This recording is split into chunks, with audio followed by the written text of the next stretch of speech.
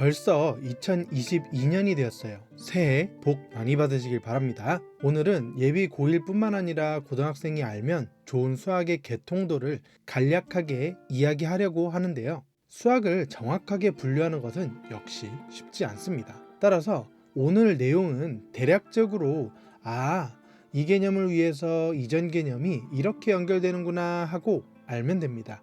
혹시 공부하다가 이해가 되지 않는 부분이 생기면 어떻게 해야 되죠? 바로 연결되는 개념을 돌아가서 천천히 살펴보시면 되겠죠? 실력 향상을 기대해 독해 진수학 시작합니다. 먼저 고등학교 수학을 총 5개로 분류하는데요. 수화연산, 문자와식, 함수, 기하, 확률과 통계, 이렇게 전체적인 흐름으로 정리할 수 있습니다. 처음으로는 수화연산 파트입니다. 한번 생각해 보세요. 우리가 어떤 것을 배웠는지. 중학교 1에서 소인수분해 정수와 유리수를 배웠죠. 중2에서 우리는 유리수와 순환소수를 배우고 중3에서 제곱근과 실수, 즉 무리수, 실수까지 배우게 되었는데요. 그렇다면 고등학교에서는 어떤 수를 배울까요? 바로 복소수와 2차 방정식이라는 단원에서 복소수를 배우게 될 겁니다. 두 번째는 문자와 식인데요. 문자와 식은 두 가지 종류를 나눠서 설명할 겁니다. 첫 번째로 설명할 것은 중1에서 우리가 앞에선 이 소인수 분해를 시작으로 문자의 사용과 식의 계산, 중2에서 단항식과 다항식의 계산, 중3에서 다항식의 곱셈과 인수분해를 배워서 마무리를 했습니다. 자, 이제 이것을 이어서 어떤 내용이 고등학교에 있을까요? 그것은 바로 다항식의 연산입니다. 다항식의 덧셈, 뺄셈, 곱셈, 그리고 나눗셈을 배우게 되는 거예요.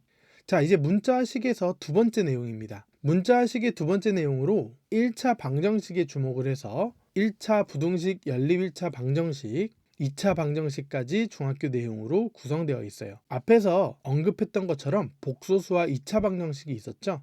역시 고등학교에서도 2차 방정식을 배우게 됩니다. 그런데 왜 또 2차 방정식을 배울까요? 힌트는 바로 복소수에 있습니다. 물론 2차 방정식만 배우면 재미없겠죠. 3차 방정식, 4차 방정식 등 우린 여러 가지 방정식과 부등식이라는 단원에서 배우게 될 거예요.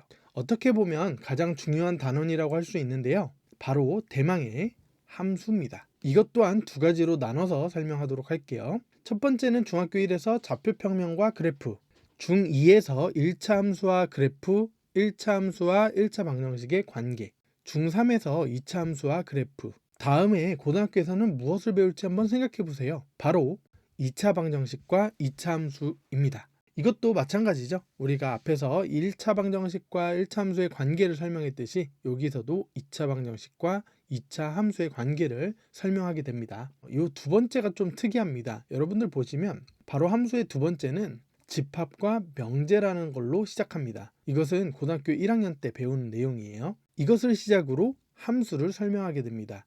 그래서 유리함수와 무리함수도 도입하게 되겠죠.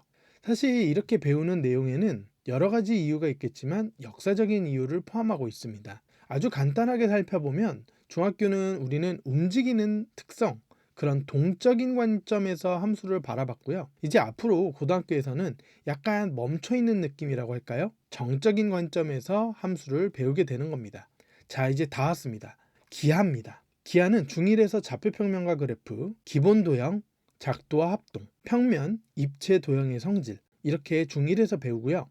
중2에서 삼각형, 사각형의 성질, 도형의 닮음, 피타고라스 정리, 중3에서 삼각비, 원과 직선, 원주각 이런 걸 배웠어요. 자, 여기서는 간접적인 방법으로 연결된다라는 점, 이게 좀 특이한 점인데요. 조금 어려운 말을 해보자면 고등학교는 해석기하라는 표현을 쓰면서 넘어가게 됩니다. 모르셔도 됩니다. 어쨌든 간접적인 방법으로 연결될 겁니다. 즉 고등학교에서는 평면 좌표, 직선의 방정식, 원의 방정식, 도형의 이동이라는 것을 배우게 되고요.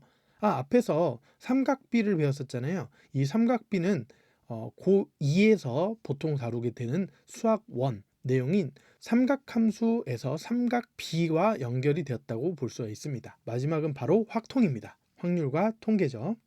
중학교 1에서 중학교 3학년까지 차례대로 보시면 자료의 정리와 해석, 확률과 그 기본 성질, 대표값과 삼포도, 상관관계 이렇게 배웠죠. 이 내용들이 바로 고등학교에선 순열과 조합으로 연결되는 겁니다.